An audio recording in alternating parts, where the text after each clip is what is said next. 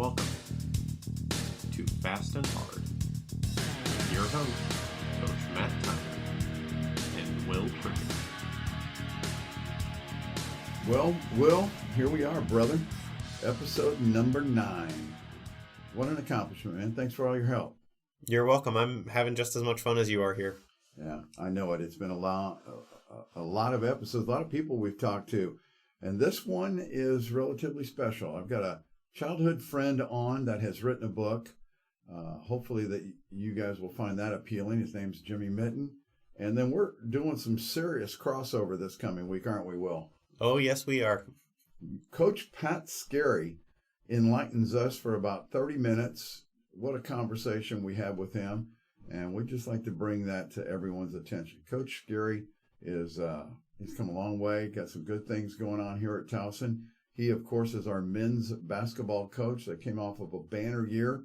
We got him on the show and look forward to getting Coach Diane Richardson on the show as well. So sit back, relax, and enjoy this episode number 9 as we go with Michael Melnik and flexibility, Jimmy Mitten, how to be a good dad, and college basketball coach extraordinaire Pat Skerry.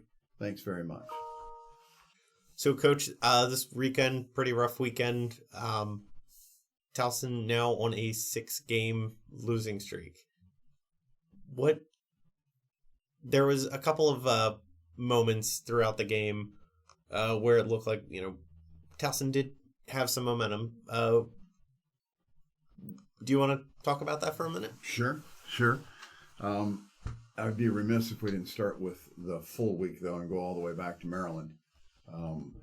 Sometimes you run into a buzzsaw, and I think that's what we did when we got down at Maryland. And, some of the alumni let us know they were unhappy with our performance there. And I think we were all unhappy with our performance there. Very seldom does the complete game just go, bonkers, but it seemed to have did it that night. Our pitching just was terrible. Our defense was, less than stellar. And our offense, at least our offense, showed that we could hit and hit at that level. 8 runs on 11 hits, not bad, but, when there's no pressure on, it's very easy to hit. So we just had a bad game. And hopefully we thought we were going to be able to flush that out of our system and then jump into conference play this past weekend and move forward. Delaware's a good team. They're leading the conference in hitting right at about that 300 mark.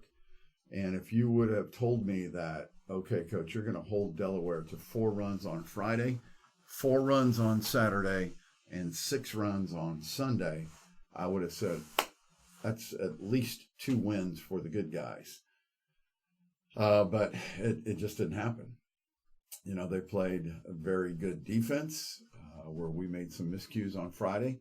You can never assume a double play, but there was a double play opportunity in the 5th that would have gotten us out of an inning and maybe swung the momentum our way, and the score was tied at 1-1. When that was done, after not having made that double play, the score was 4-1, and that's what it finished. So it's not just one play, but that certainly was a biggie.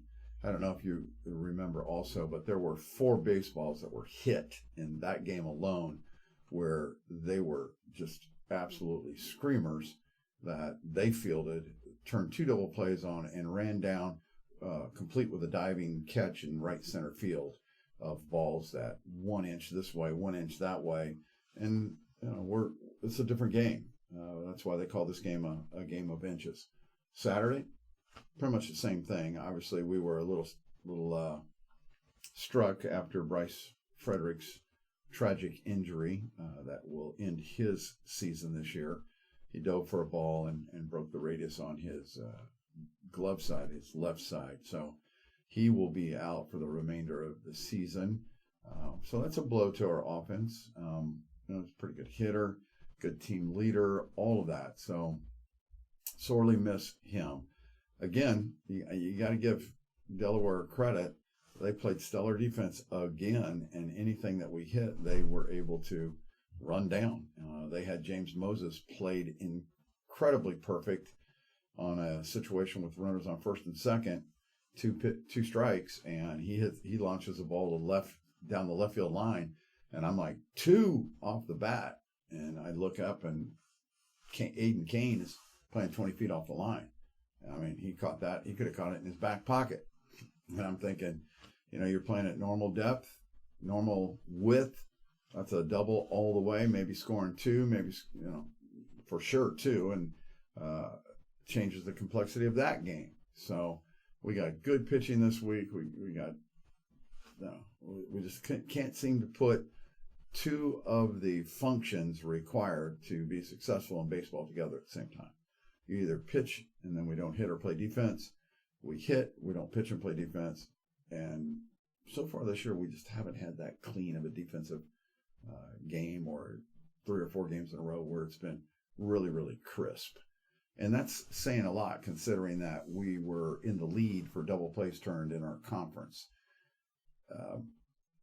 That speaks volumes, though, to the ability that we do have. If we can just get it to click, slow this game down just a little bit, I know that we can play better than we are playing, and I'm looking forward to us catching fire. And when we do, we'll even this thing out and get on the right track.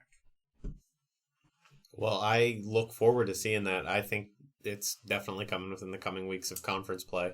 Yeah, tomorrow we play George Washington, and if you remember correctly, we had them down 7-0 before we, little by little, just let that game slip away from us. And in all due respect, that probably was the start of us just letting things kind of fester and maybe grow the wrong way. So maybe if we beat them, when we beat them tomorrow, people will go, okay, now it's our turn, and we go from there.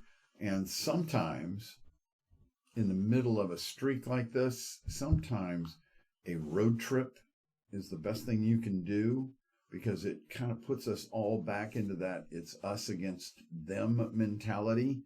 We're at here, when you're at home, I don't know what it is, but it just seems like we get great fan support. It's phenomenal. And it just, gosh, we must put so much pressure on ourselves to play and do well that sometimes we over pressure cook ourselves and we don't play naturally. You know what I'm saying? Yeah. So beyond George Washington Tuesday, William and Mary Friday, Saturday, Sunday this weekend. 5-way tie at the top of conference. And in that 5-way tie, Northeastern is not a part of it. Wilmington, not a part of it. Elon, not a part of it.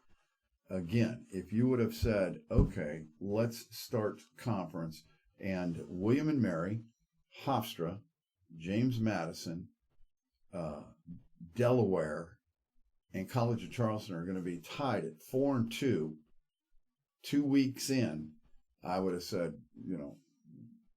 you're drinking too much. You need to, pass the bottle or put the plug in the jug, Will. But those 5 teams at 4-2 maybe show the parity that this league has got this year, and it should be an interesting weekend every weekend to see who is the hot one for that weekend and can they sustain it. We're going to go down there and we're going to give William and Mary everything they can imagine. So we'll find out how good they are relatively quick. So and I see where Hofstra, I don't know exactly who they play this weekend, but they're hot right now. So let's see if they can sustain. But they've played at home, so now they've got to go on the road and see what they can do on the road. So yeah, we'll see what happens. All right, ladies and gentlemen, welcome back. We have Michael Melnik as our guest again this week. Thank you very much, Michael, for joining us. My pleasure, Matthew. Good to be back. Awesome. And we were just sharing a quick laugh before we got going, because I had told him to hit the record button, and he was like, please. And then he goes, show some respect. And I was like, well, how'd that make you feel?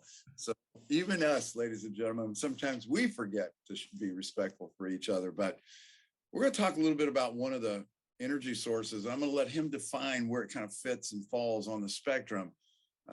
It's known as flexibility. And obviously, we all have to have that in our lives and in our professional arenas and things of that nature. So, Michael, kind of lead us into that. Where do you feel like this source falls? It's one of those, it's not one of the what I'd call the most critical, and it's not, I wouldn't call it kind of a real ancillary one towards the bottom. I think it falls somewhere in the middle, because it's certainly, there are those energy sources where if you don't bring them in, they truly do knock the knees out from under whatever it is you're trying to do. There are other ones where they'll trip you up. They'll suck a little bit of energy out of what you're trying to do, where you're kind of scratching your head and going, why are people not receiving this well? Why am I getting that kind of negative response? And when we start going through it and you get to flexibility, and it's the kind of thing that makes you go, well, you know what? We've been doing this the same way every year, and some of these people have been participating it year after year, and they're either getting bored or they're just not hearing it anymore, or they're going, oh my gosh, I mean, we've been coming up with all these other ideas and they're not embracing these other ideas. So there's all kinds of ways that it can kind of just trip you up. I kind of call it where with the more powerful energy sources, the commitment, communication, consistency, accountability, those are like a wall. Those are like a brick wall where you just can't get past those. To me, when you get down into kind of some of the respect and flexibility and those types of things, it's kind of like you're going along smoothly, but then there's the sidewalk is raised up a few inches in front of you, and it may look like it's clear sailing in front of you, and the next thing you know, you're flat on your face because you didn't see it coming. It's interesting that we're talking about flexibility because in my game, in my walk of life here, people always say, is a player coachable? And or can you speak to that coach and, how flexible is he? Or, is that player coachable? Really what they're saying, is he flexible? Can he listen to what you're wanting to share with him and then maybe put it into his game and stuff? So it's an interesting concept, both from the serve and the volley of information and, being able to receive and not get your not ruffle your feathers, you know what I'm saying? So in the professional world and people that you travel around and speak with, is there a time when you have had an opportunity to share this particular energy source with a company and they go, well, I don't want to be, maybe I'm just going to stick with that, and just go with that, or do you companies respond favorably to it? Yeah, now, and this is a hard one because if I said, if you think about changing how you communicate, right, which is one of the energy sources, if I talk about changing what you do to demonstrate greater commitment, guess what all of those include and require? They all require flexibility. That's absolutely right. And for all of us, particularly, being in our 60s now and whatever, it's, you start getting that pathway of, this is the way I do it. I feel the less resistance, to me doing it this way. But to give you an example from my world, I'll get invited in by a company who's, let's say, experiencing lots of injuries in the workplace. And they'll say, Michael, would you come in and teach our people how to lift? We think we have a improper, poor lifting technique. Come in and teach our people how to lift. And I'd say, I'd be happy to, but my question to you is this. Have you ever done this before? And they go, oh yeah, we've had somebody come in every year. And then I said, well, how's that working for you? And they're like, well, it's not working very well at all. And I'm like, well, then would you like me to come in this year and have it not work very well for you again? Or are you willing to really take a look at doing it differently, whether that's with me or somebody else or whatever? But I think you've demonstrated that the way in which you're doing it currently is not getting you the results you want. Are you willing to be flexible in your approach and do it differently? And it goes even one more step, because They want to bring in somebody to do it differently. So they're bringing in somebody from the outside, but internally, they're not changing, right? So if I go in and say, I'm more than happy to do it, but we also have to look at the approach that you're using, because it's quite possible that even me coming in and doing it differently, and you put me in the same system that's doing it the same way, I'm not going to have success with you, or you're not going to have success with me either. So it really does require you to take a deep breath and go, am I willing to get the feedback necessary to understand what might be different that would help us? And then am I willing to embrace it and actually do it, which is really hard. Absolutely. And I'll tell you what, having been a coach and a player in the game, when you're going phenomenally good, nobody can, or everything that you hear sounds great, right? Oh yeah, sure, I'll try that. And maybe you do. But when you're going bad, every time somebody suggests something to you, you probably go into shutdown mode more so than, okay, yeah, I'm willing, or sure, give it to me, but it's just not, you're not hearing that. So how have you ever had to change the way that company looks at that lifting program? I mean, Oh, yeah. what have you found is your successful approach? Well, but and so again, this is where, I really try to keep the energized approach in that, kind of an active part of my brain, because what I also know is that all ideas sound better when they are generated by the people that are being asked to change, right? So if I come in from the outside and say, you need to be flexible, that sounds way different to them than going, boy, based on what I'm understanding, I feel like we need to be more flexible. And then I get to go, great, let me help you do that, instead of let me make you do that. Those are 2 different positions to be in. So the approach that I typically take is to go, what information do I need to keep feeding these people for them to finally come up with the idea of going, I think we need to try a different approach? Because the odds are 1,000 times greater when it's a self-generated, I need to and want to change, versus I'm being told to change. I think that's what we try to implore here. We really work with our young players and try to ask them to self-identify what it is that might be restricting them from being more successful, and then trying to work backwards and rebuild whatever it is that we're trying to change.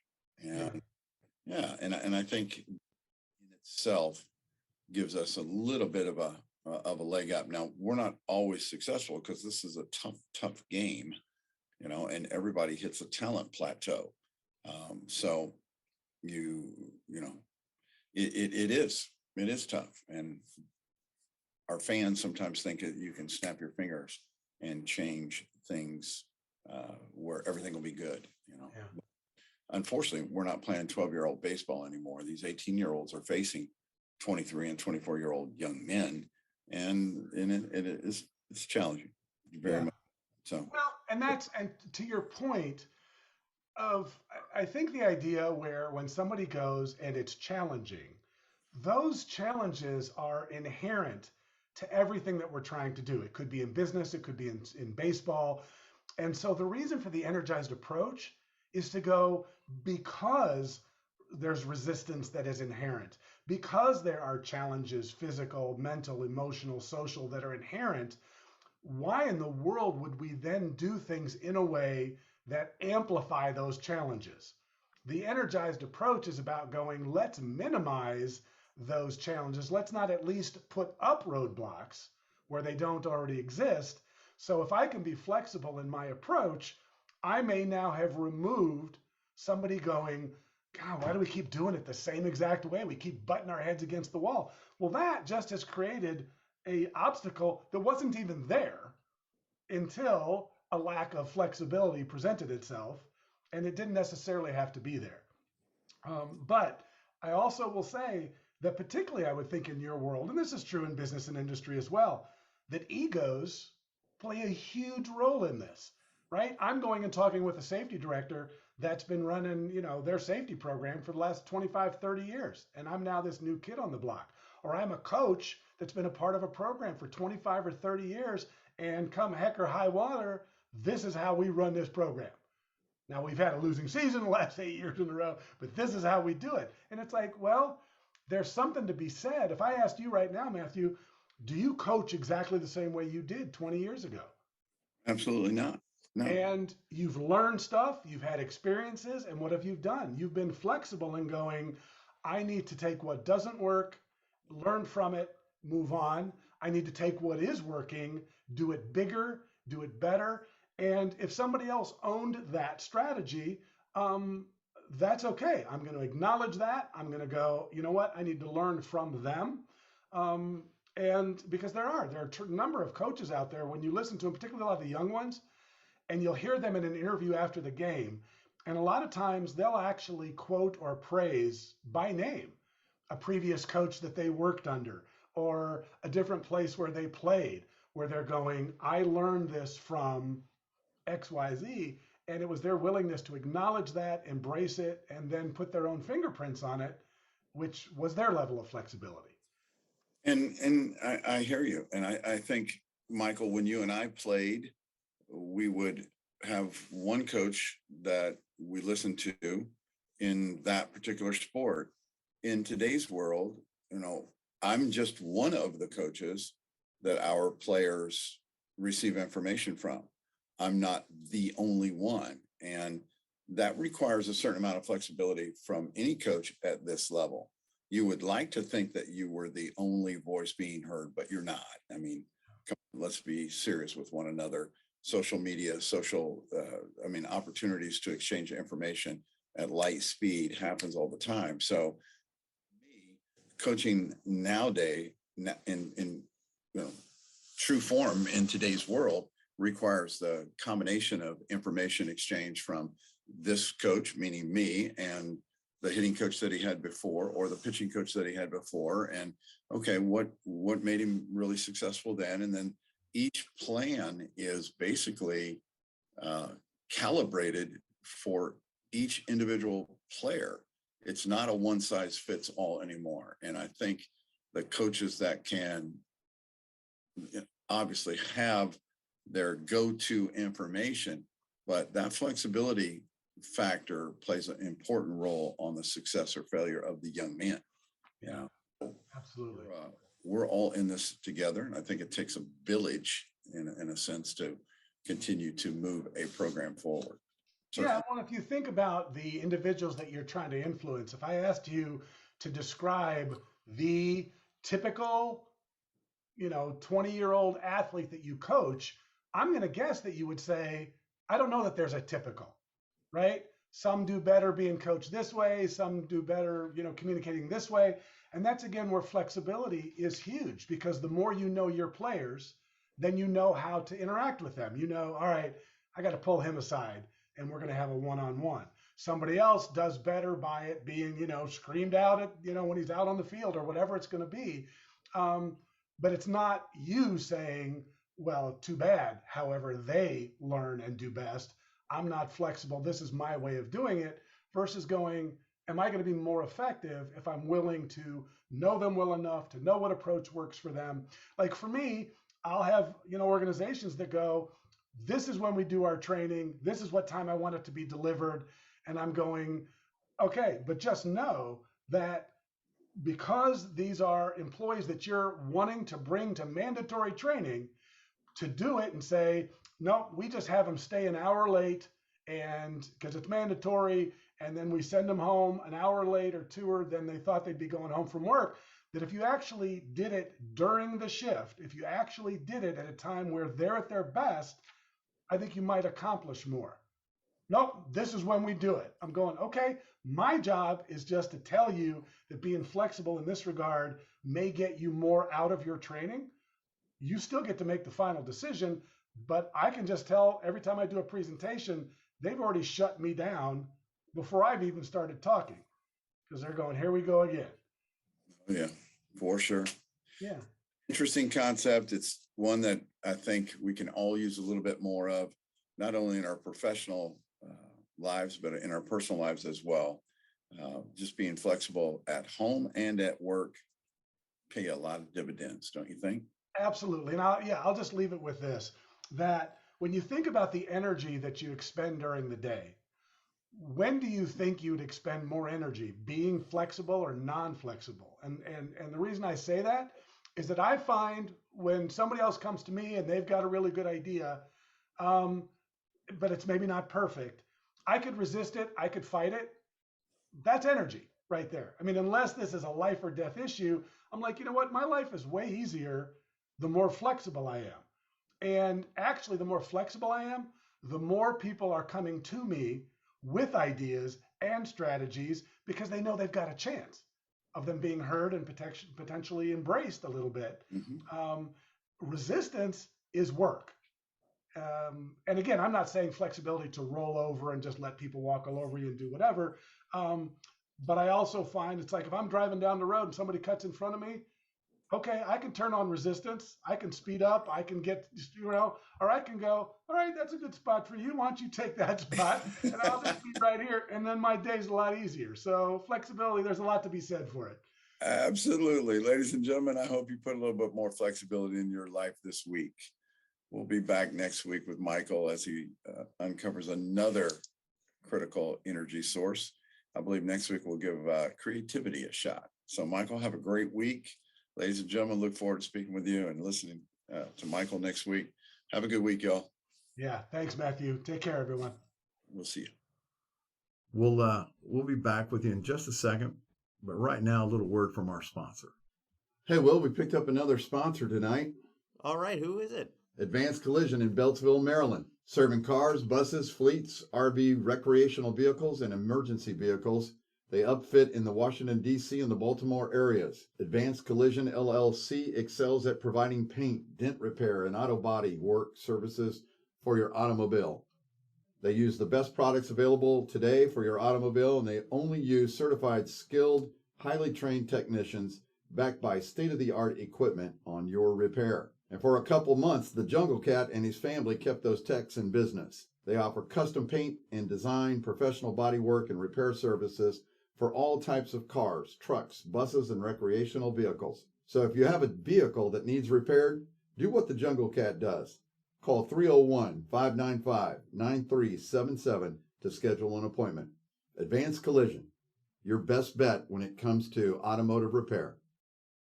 All the way back to my young baseball playing days, his older brother and I are actually best friends, and quite honestly, his older brother is probably the best athlete I've ever played with, and I've played with quite a few. But this young man was personally responsible for keeping me in shape during the fall of my junior year at the University of Miami. My father had had his first heart attack, and way back then, the oldest boy or oldest child normally stayed home and had to work if you were a blue-collar family like mine was. So the only person I could find to do anything baseball related to baseball was Jimmy Mitten. And he was a couple years younger than me. In fact, he was 3 years younger than me. And he would come over. We would go down into the basement and work soft toss drills, one-leg drills, one-arm drills, half-bat drills, T-work. I set a mattress up against the concrete block wall of the basement of our house, and we were able to do it. And I think he had a pretty good year, and I know I finally got my chance at Miami in the spring, and I never looked back. So I kind of thank him personally every time I see him for working with me, and I think he did okay himself. I think he set some records high school. So let me introduce him. It was the best thing that ever happened to me.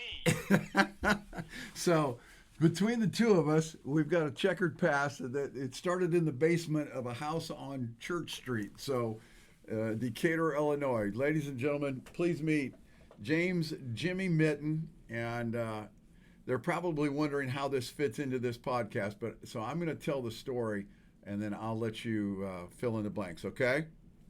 Okay.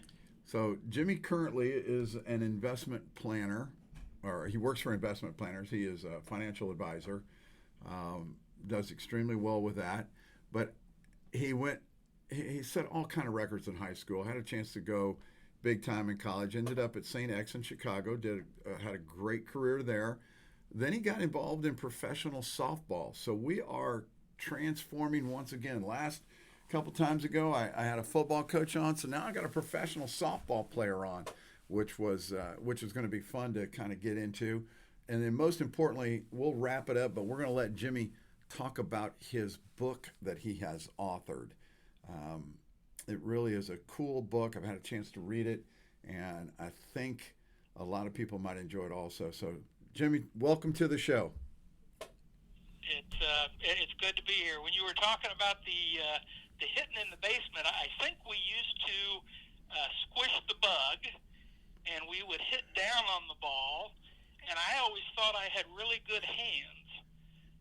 And as we went along, it's like, that's not hitting's a little different these days. Oh, they've definitely changed it, man. We kept it so simple. I think of some of the drills that we did back then, i.e. a half bat with tape on it. I mean, we didn't have anything that you went to Dick's Sporting Goods to purchase. The orange cone. Oh, my God. Everything we had was homemade, or far be it for me to steal anything. Let's just say we borrowed a couple things, So, yeah, it was and we would do that like 3-4 times a week, wouldn't we?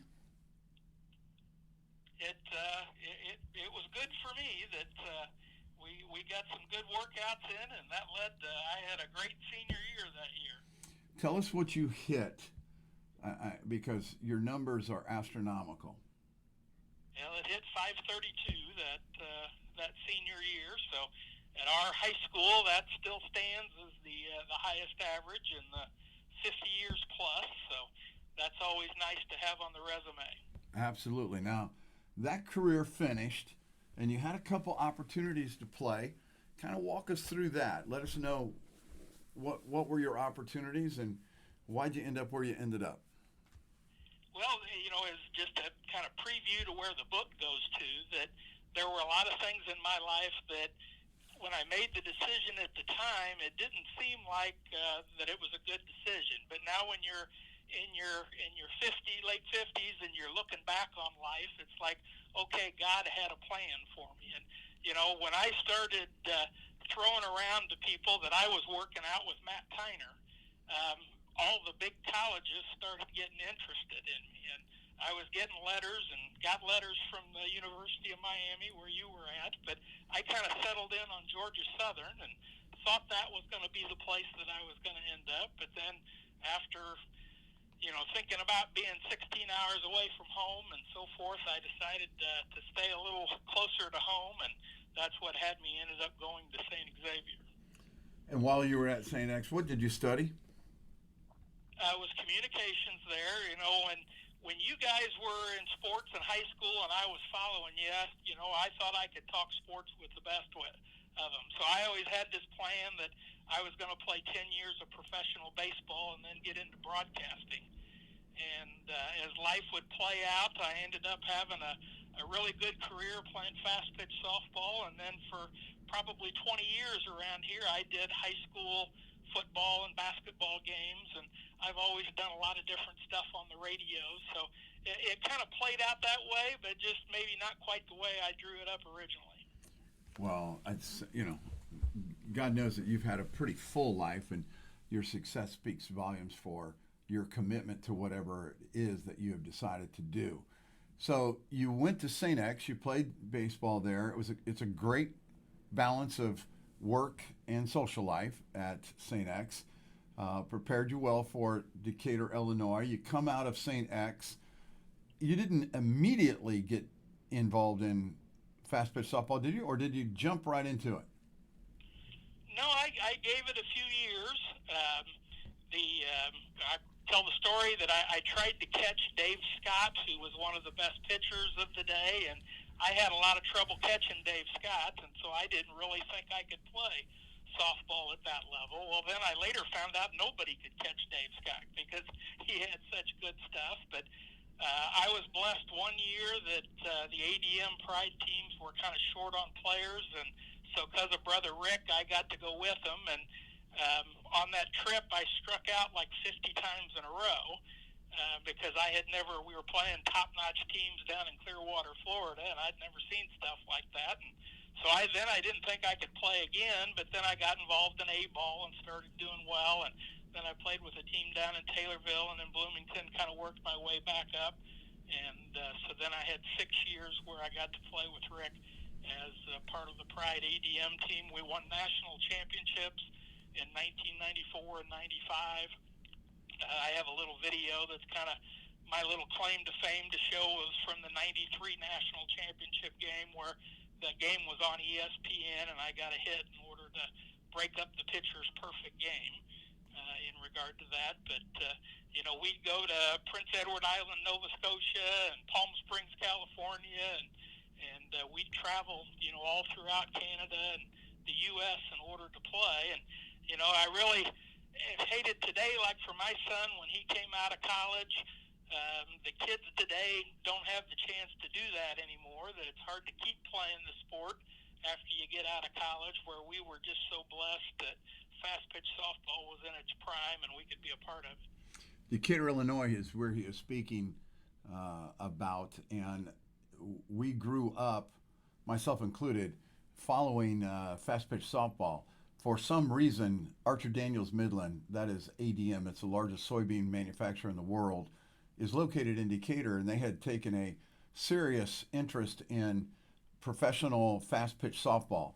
And they would bring in people from all over the world, Australia, New Zealand come to mind with that Arizona, teams like the Clearwater Bombers, the Decatur ADM Pride, Sioux City, what were they called back then? And I mean, softball, professional softball at that level was incredible. Pitcher dominated, definitely. But those guys were throwing the ball from 46 feet and rushing it in there, 85, 90, 95 miles an hour? It really was closer to 80, but because of the short distance that it was coming from, it would be like facing a Aroldis Chapman and his sort of stuff. And so it was generally a pitcher dominated game. One of the things that was really so amazing about that is that we would play 120 games a year.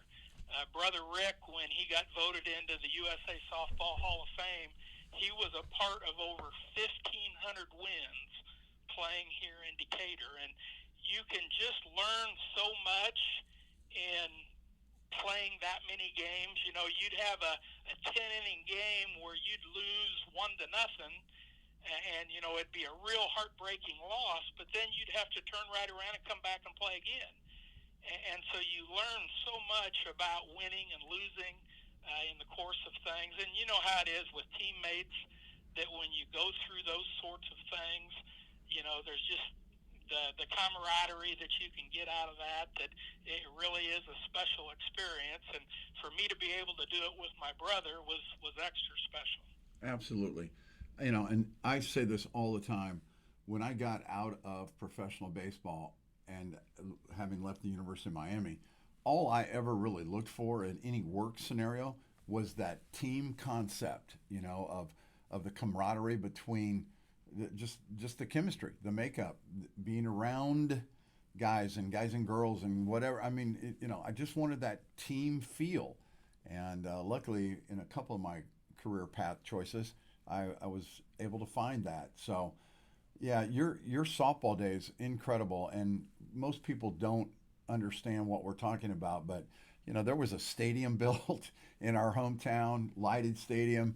I mean, beer garden, music, practice fields, locker room, you name it, and it was provided for these guys. And in fact, some of the guys made pretty good incomes working for ADM and playing softball. Would that be a correct assumption? Yep.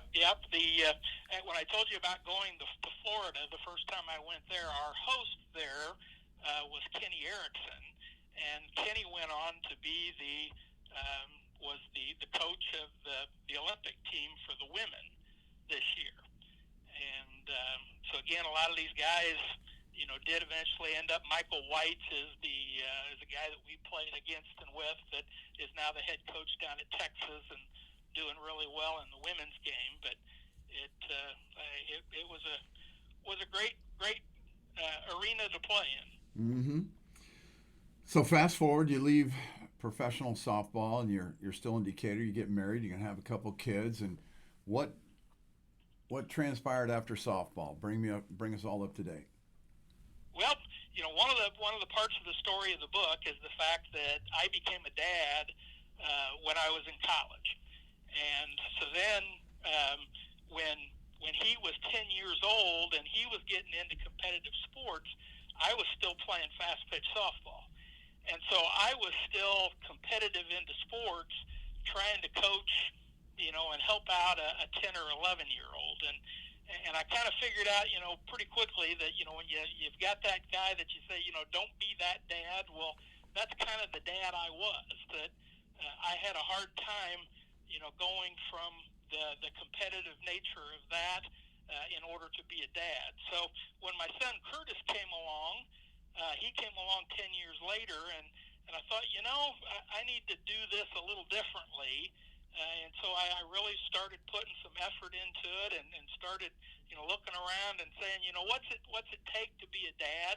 I had a dream that Curtis would end up being a Division I athlete, and so I was kind of focused on doing that, and it helped me and kind of led me into the book and learning a lot of things. I was one of the best things that happened to me was I got introduced to a video or an interview with John Wooden, and once I found Wooden and the amazing things that he had in order to teach basketball and to teach life, and so that made me really start pursuing a lot of different things and trying to help Curtis and then my daughter Emily to help them grow and develop. And they did very well in sports, but they did even better in the classroom. That they were both Illinois State scholars, and ended up that now they're off my payroll and doing well for themselves. And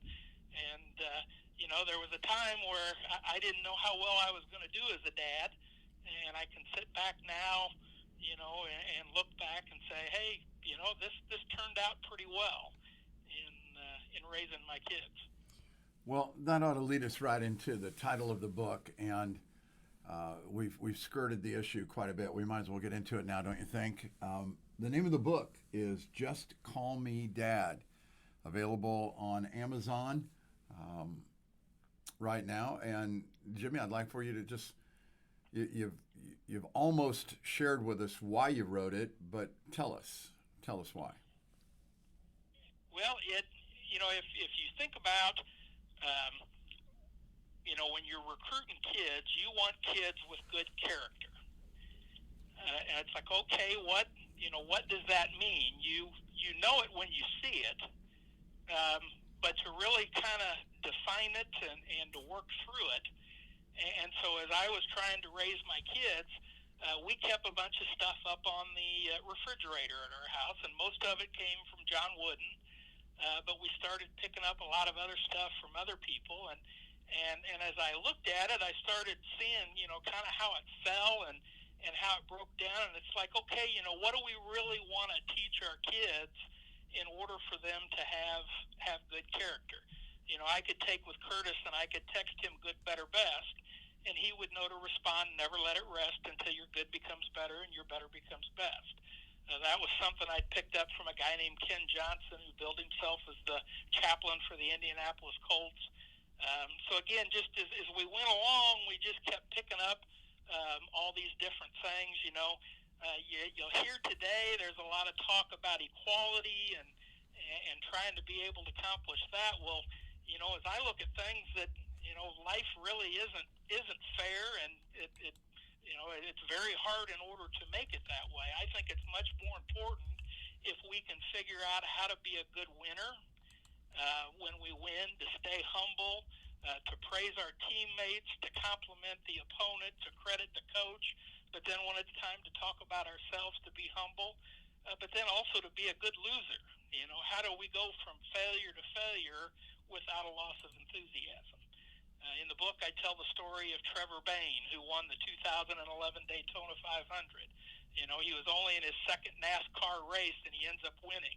And when he gets out of his car, he just handles it perfectly in how he credits people. But you just go through, you know, all these things in life that, you know, today we see a lot of stories about mental health.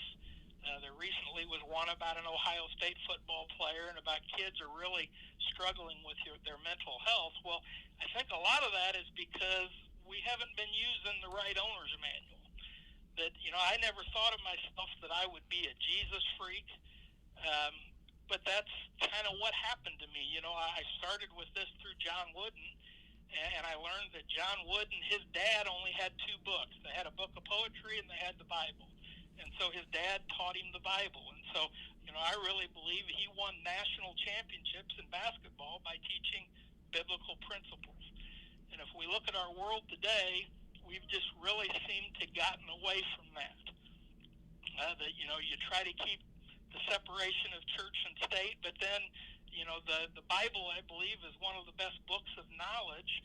And if we don't get into that, then it, you know, can really make, you know, if we're not using the right owner's manual, that it's really difficult then for our kids to develop and really mature into the way that we want them to be. You know, they say that character is how you act when nobody's watching. Well, you know, to me, if you have a Christian faith and you have a God, you know, you kind of always feel like there's somebody that's watching, and that can really help you as you develop your character.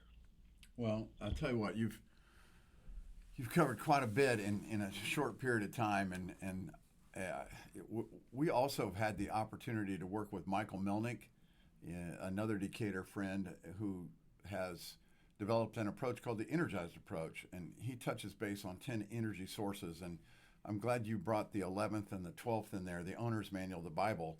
You know, that's a biggie. It really is. And I'm sure there's another one in there that we could get into. But the Old and New Testaments, you know, there's a reason why we have 10 commandments. You know, the better we are at fulfilling those commandments, the chances are better our lives are going to be. You know, and that's for us that believe. And certainly, I'm not going to throw it down anybody's throat or make you do what you don't want to do. But I can tell you this: most recently, we've had a couple games get out of hand pretty quick or whatnot, and I was on the bench within the last month, and I was sitting next to a kid who's verbally told me that, you know, I'm not very religious or anything like that, and all of a sudden I think the bases were loaded and there was a big bomb hit to right center, and he looked at me and he said, "Oh God," and I said, "Isn't that funny?" He goes, "What are you talking about?" I said, "I know you're not a religious person." I said, "But the first thing you went to was, oh God," when, you know, the proverbial's getting ready to hit the fan. And I said, that, you know, that's all of us.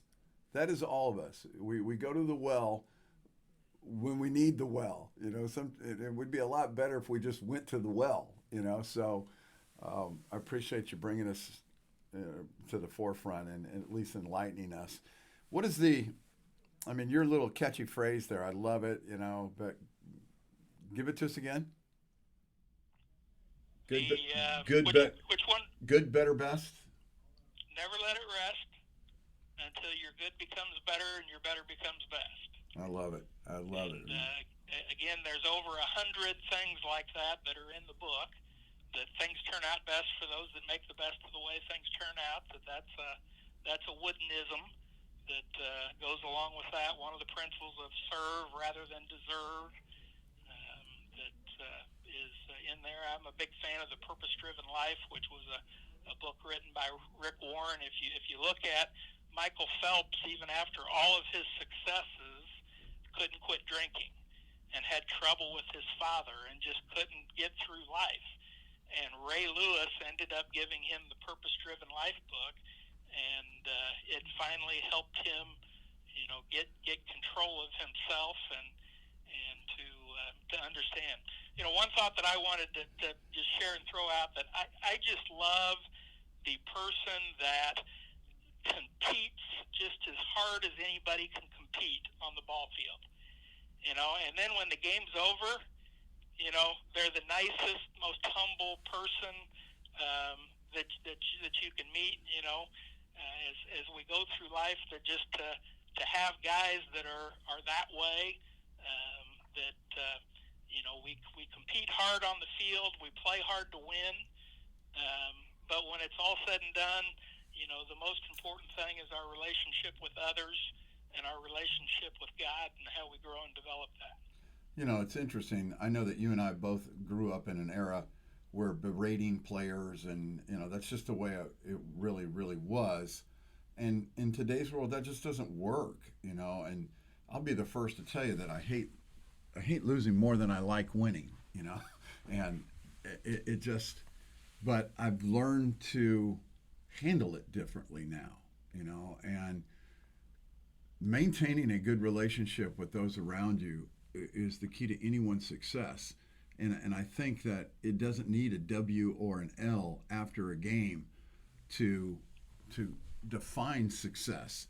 Certainly that's what people look at you for, but what did you accomplish during the game? Are you getting better, or do you need more work? Is the game passing you by, or there's so many things that need to be answered during the course of a game.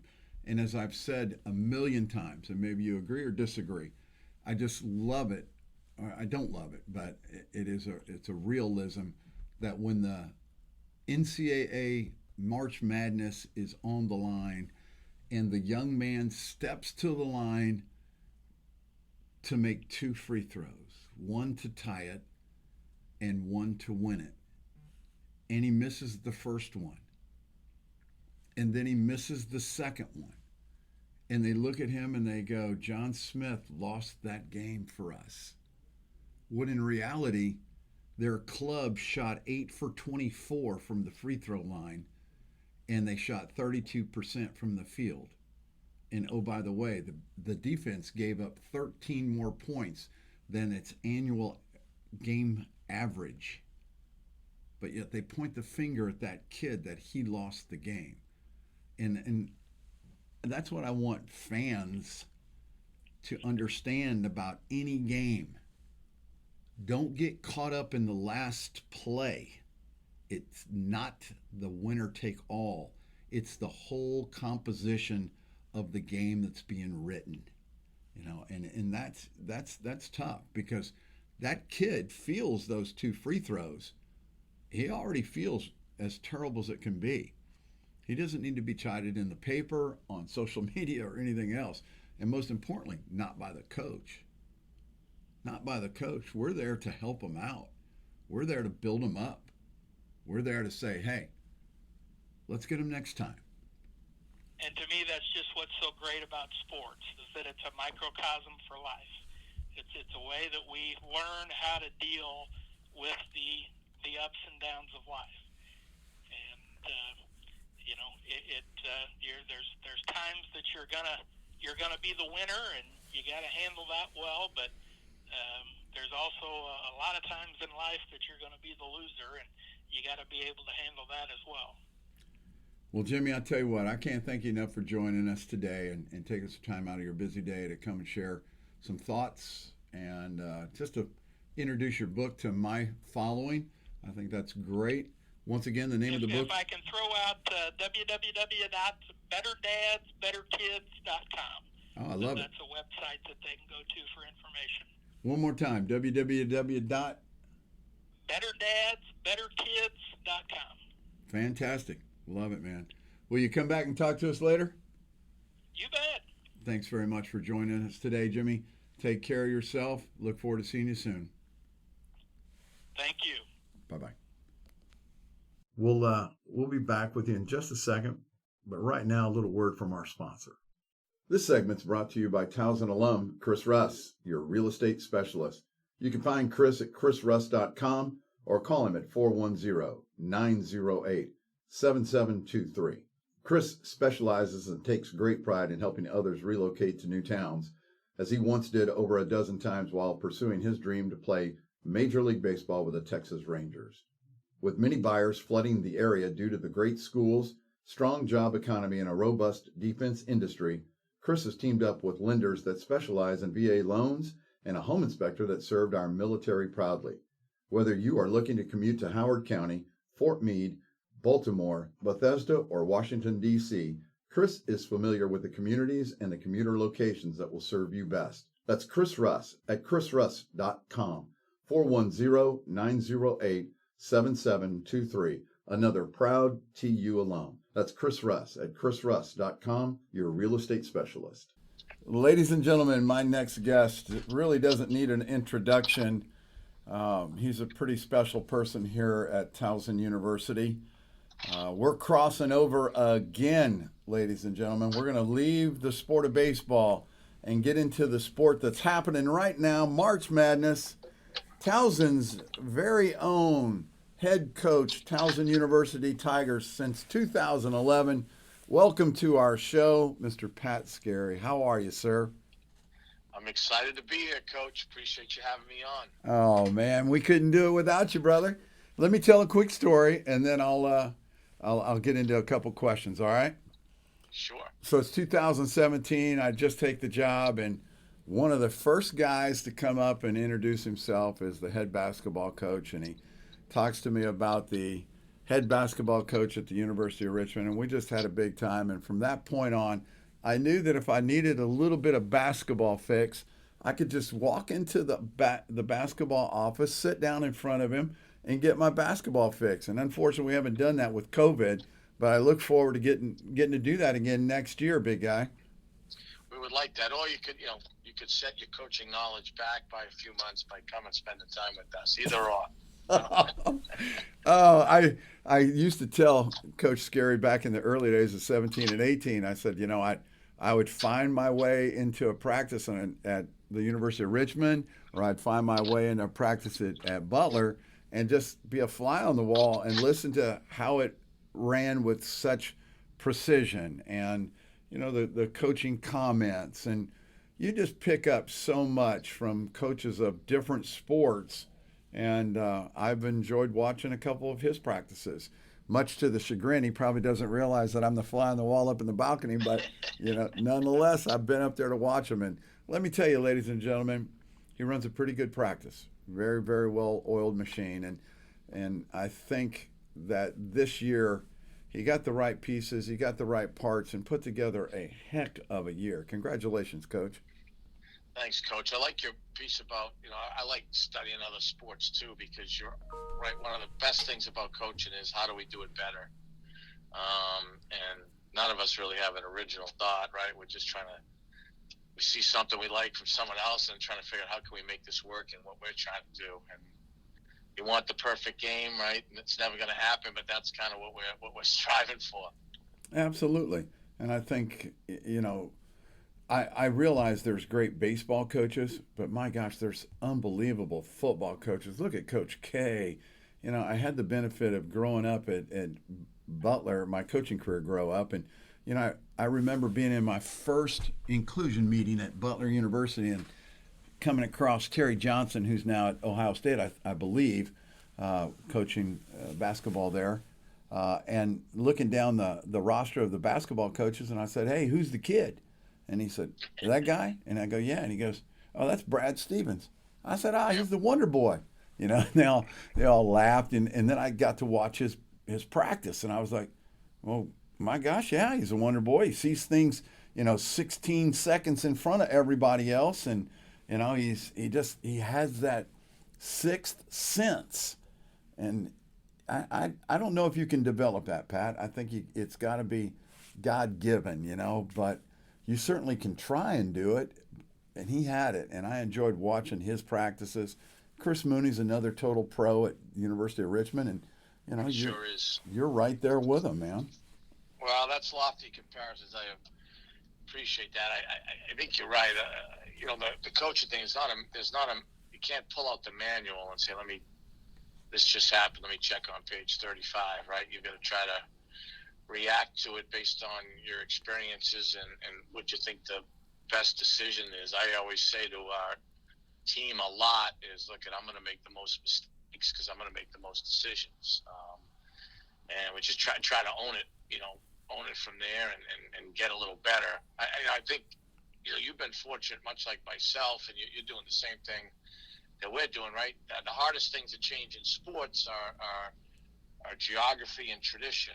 And we have unbelievable geography here at Towson, and it's exciting to see our tradition growing in a lot of sports. And, people have to understand that takes time, right? Butler didn't just happen overnight. Right? Richmond just didn't happen overnight. So it's a daily battle.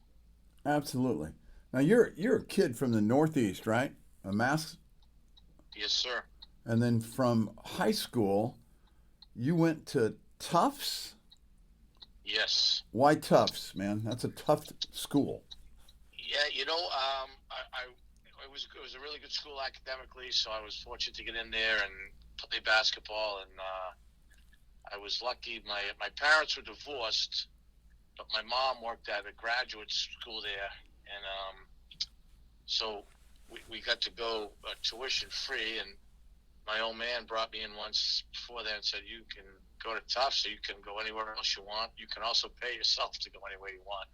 So when I started looking at the numbers, I said, "You know what? I'm gonna take advantage of this." And it probably helped me get into coaching because it was a lot of lean years early, and I was fortunate that I have a lot of loans to fall back onto. Well, absolutely. And I think that mix between expense and experience really ought to be a equation that's played out in every family's household before a decision is made. But your career at Tufts, I mean, do you realize you're the 17th best assist player in Division III basketball ever? Coach, it's one of the few stats I do know because I break my guys' chops on it once in a while, and I tell them when I finish playing, because I said when I was second when I finished playing, but now it's unfortunately these players get bigger and better all the time, so you keep dropping down the list. Well, it's still something to be said, and I don't have anything quite like that, and that's phenomenal. When I was doing my research on you, I was like, check him out. For a vertically challenged guy, that's phenomenal. Well, all that when you get assists, that means you played with good shooters, right? Because someone had to make the shot. Like we've had some great rebounding teams here. I said sometimes it was because we couldn't make a shot, right? We had to go get it. That's the same thing I talk about with double plays. They're like, yeah, but we're leading the conference in double plays. I'm like, that's great. That means we got traffic on the bases every inning, boys. Right. Sometimes there's good and bads to certain things. But that led you to become a head coach at Curry at how old? I was 26 a long time ago. It was a great opportunity for me. I had a great AD, a woman named Pam Samuelson, who took a chance on me. And I actually met my wife at Curry. She was working in admissions at the time. And it was like I said, we all think we know a lot till you slide over those 6 inches, and then you realize maybe you don't know that much. But it was a great learning experience for me. Oh my gosh! I tell that to all the. Obviously, I'm a couple years older than you, but I tell that to every one of the assistants. I say, yes, your goal is to be a head coach. However, make sure that you are as prepared as you can be before you slide across the desk, because you're right. It's you're a right. different, it's not easy. Different view. It's a different view, and sometimes the younger or the inexperienced take a position and set themselves up to fail, and then it's really, really hard to get back up on that developmental path. So no, it is, and I always tell people, I've been fortunate enough to be able to serve Towson for a while now, and hope to do it for a long time. But if we never stumbled into I consider the best player in school history, Jarrell Benjamin, we probably never get off the mat. I walked into a situation, assistant at Pittsburgh. We were the 1 seed in the NCAA tournament, and got the job here. And I wanted to be a head coach at this level, and we proceeded to lose 31 games my first year. And oh baby, like sports can be humbling. I've seen both sides of it. Absolutely. I mean, it's still humbling me as a player. I was part of University of Miami team in 4 years that won over 200 games. And then, I'll probably at this rate be the first coach to get to 200 losses, so I'm going to have to turn this baby around at some point in time or let somebody. Yeah, you are, Coach. You are. And like I said, the tradition piece takes time. It's just there are no, there are no easy fixes. Like we talk about that a lot now, like at our place, or everyone is excited March Madness. And what a story, St. Peter's. But like I tell people, like first you got to change habits so that you can get competitive, and then you got to get consistently competitive, which takes some support and some infrastructure, and then to really get where you hope to be, you got to have a little bit of good fortune. I mean, that's just the way it goes. Absolutely. Now, you spoke about your time at Pittsburgh very briefly, but there were also stops at College of Charleston, Rhode Island, Providence, and Pitt at the Division I level, right? Yeah, Northeastern, William and Mary. Never lasted anywhere more than 3 years, as I was. I guess I was on the in the rat race, and yeah, that's just. I think back now. I mean, sports is awesome, right? It lets us meet different people, live in different places, hopefully win some games, affect kids' lives. But it's a wild journey, Coach. that it is. I mean, you're part nomadic, right? Because in your sport, to be an assistant longer than 3 years, people might start to wonder what you're doing, right? You got to kind of move, and I think that starts to build and develop your well-roundedness. And if you want this head coaching opportunity, I would imagine that if you're going to go out and get it and not assume the position from within, that you need to have just a plethora of influence to make you a better head coach. Out of those, well, I remember when you took the job here, and our former athletic director Tim Leonard said this guy is going to be really good, and he was right, because he said he's got a good feel for what he's walking into, and he can outkick his coverage. And it's just, I think people have to understand and respect when I look at what you guys are doing, when you're constantly trying to get more juice out of the orange, and it's not easy to do. It's not easy to do, and until people have really taken that in, understood that they need to, because that's a lot of it, Coach. I mean, you got to give you guys a chance every night and every year, and then it's not easy to do that. Yeah, I hear you. You've been a coach here since 2011. What's the greatest player you ever coached here? Did you mention him already? Yeah, Jarrell Benman was the greatest player. We actually had a couple very good ones this year. That I tell people all the time, I think he's the greatest player in Towson history, because he was back-to-back Player of the Year in the Colonial. We've never had a Player of the Year in the Colonial. He was back-to-back, and he did get a cup of coffee for the NBA, but up until this year, he had won the most games we'd ever won as well. So right now he is. Now we had a couple guys that had all conference years this year, so if they can get us back there next year, maybe they become that. Awesome. In 2017, you won the Gene Bartow Award winner. Tell our listeners what that means. What is that about? I think my father told me that, and $2 would get me a bet at the racetrack. So he said that's.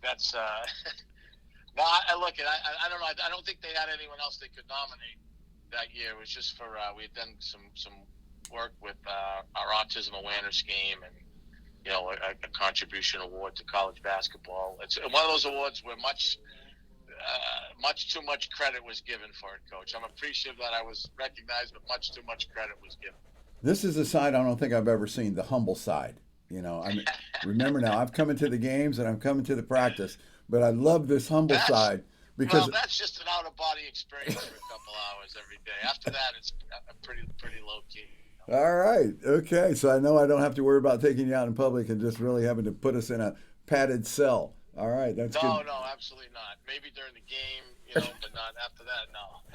Well, tell you what, that Gene Bartow Award goes to winners that make a contribution to the game of basketball and the surround and everything that it surrounds, and it speaks volumes from your your beginnings with autism awareness. And just tell our listeners a little bit about that. It was basically you and your good friend Tom Harry, who was at the time was the head coach of Marshall University. We just had a clever idea to try to get a lot of the rock star coaches to wear the Autism Speaks puzzle piece lapel pin on their dress coat for national TV games, and we were able to catch it on from there and get some support from the NABC and Autism Speaks. So it was like I said, it was fun growing it and watching some high-level coaches wear the pin. And then, on our campus at Towson, one thing we're all incredibly proud of, our student athletes, this is a diverse and an inclusive campus, and our student athletes do a really good job with participating in community service. I mean, it is amazing to me. Exactly. There's something called Helper, and that's how we log our community service hours. And then Antoine Smith is just phenomenal running that particular department. And we rank in the top 5 year in and year out for community service hours. But your autism awareness program is now a national event. That's got to kind of warm your heart, doesn't it?